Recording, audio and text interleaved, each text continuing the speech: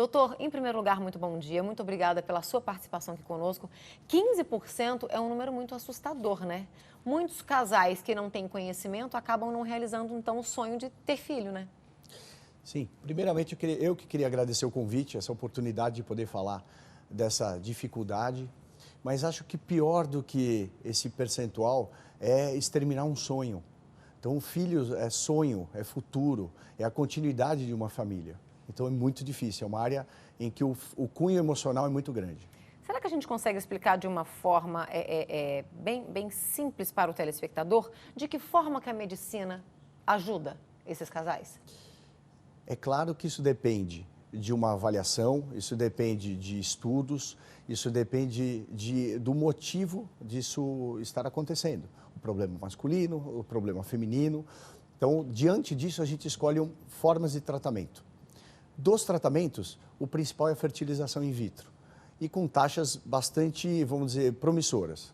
Tem sido, inclusive, cada vez mais comum, né, os casos, assim. Eles têm se tornado mais comuns do que antigamente. Antigamente existia um preconceito também muito grande da fertilização, né? Sim. Recentemente, os casais que têm essa dificuldade já criaram até veios nas mídias sociais para encontrarem outras pessoas com os mesmos problemas. Então, você imagina a mudança de quem nem contava para procurar outras pessoas nas mídias. Isso é extremamente importante. Agora, doutor, o que eu estava conversando com o doutor é o seguinte, a reprodução humana, ela acaba sendo um suporte, inclusive, para a oncologia, né? De que forma isso, assim, de que forma colabora, de que forma pode ajudar? Graças a Deus, a oncologia vem fazendo, vamos dizer, milagres, né? Então, eles vêm salvando muitas vidas. Uma das coisas mais recompensadoras diante de uma cura é olhar para frente. Olhar para frente é filhos.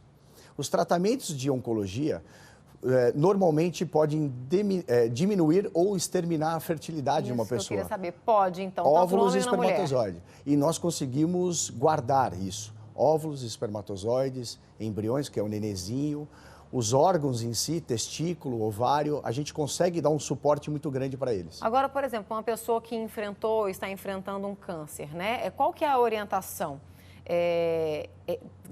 Quando a pessoa descobre que tem o câncer, ela já consegue guardar, né, para que depois a doença, o tratamento de químio, de rádio não piore a situação? Ou se a pessoa está com o câncer, não é possível mais?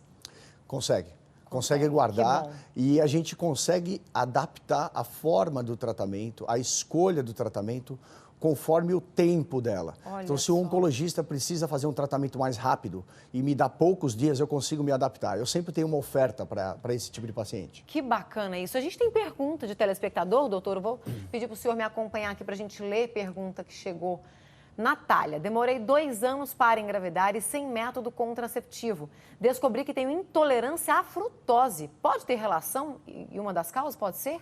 Não, intolerância não, mas 2 anos de tentativa tem algum motivo. Então, acima de 1 ano é isso que eu ia perguntar. É a normativa. Quanto tempo? Tentou durante 1 ano, não conseguiu, busque uma ajuda. Sim, a não ser que tenha 2 situações diferentes. Acima de 35, 36 anos, em que a vida reprodutiva da mulher pode ser mais curta, ou já sabe que tem um problema primário para ter essa dificuldade para engravidar. Doutora, as mulheres hoje, elas se realizam profissionalmente, a gente tem essa mudança, né, na idade, no perfil.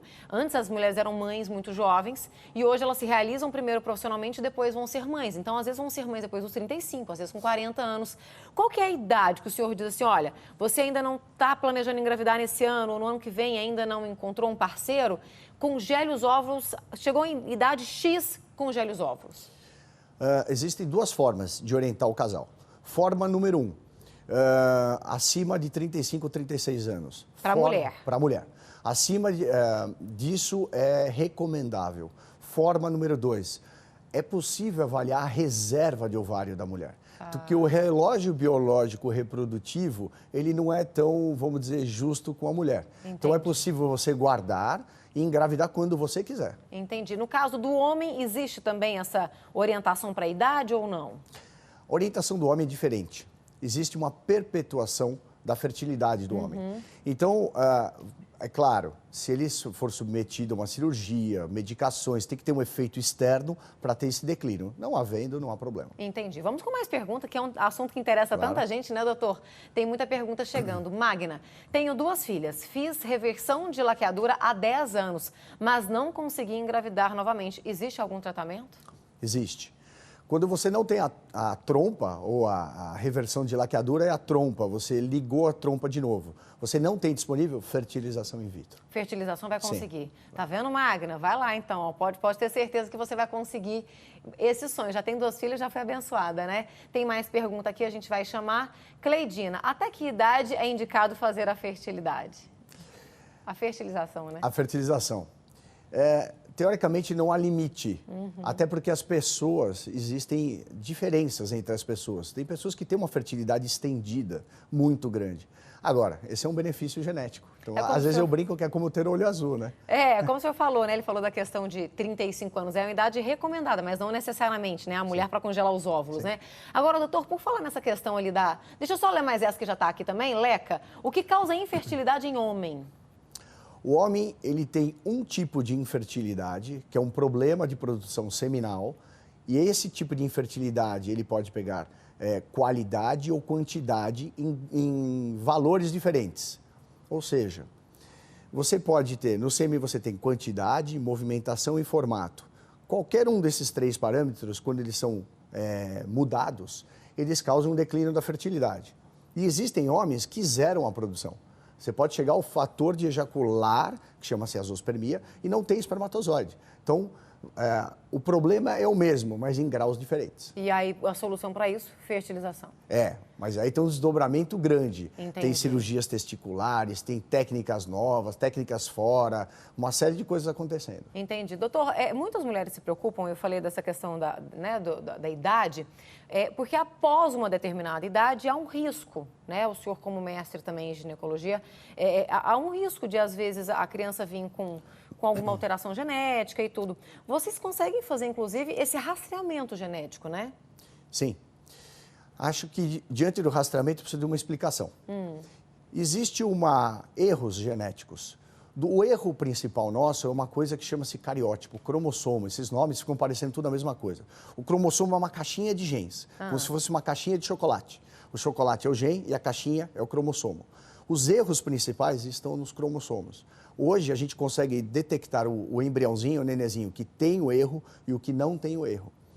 Nos problemas de gene, a imensa maioria são de um gene só, um chocolate com defeito.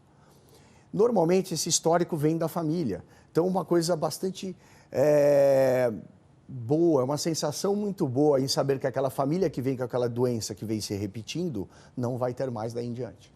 E aí, muitas vezes, aquele casal que que consegue engravidar, né, de uma forma natural, mas aí, às vezes, não consegue levar a gestação até o fim, 1, 2, 3 vezes. Uma das causas pode ser isso, pode ser uma combinação genética, digamos... Ruim.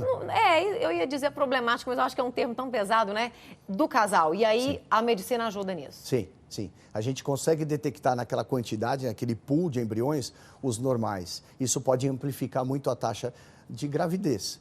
E sem contar o benefício de você ter vamos dizer, um seguro de um bebê saudável. De um bebê saudável. Completamente saudável. Porque o medo de todo pai e toda mãe é de vir uma criança que não é completamente... A gente ama da mesma forma, mas claro, quem não quer uma criança totalmente saudável? A gente tem mais perguntas, Giza? O assunto vai rendendo tanto, doutor, que as pessoas vão mandando perguntas aqui, a gente vai puxando.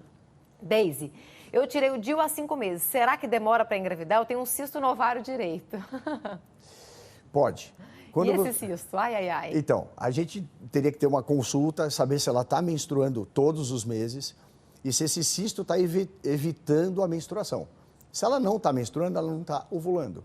Se ela não está ovulando, não tem como engravidar. Entendi. Então, precisa entender se houve algum descompasso. Se houve, aí é só regularizar, isso é fácil. Ok, doutor, tem muita pergunta, infelizmente nós não temos tempo para responder a todos, mas muito obrigada pela participação, muito obrigada pelos esclarecimentos e parabéns por esse trabalho de ajudar tanta gente. Muito obrigado. Tantos casais a realizarem o seu sonho, né?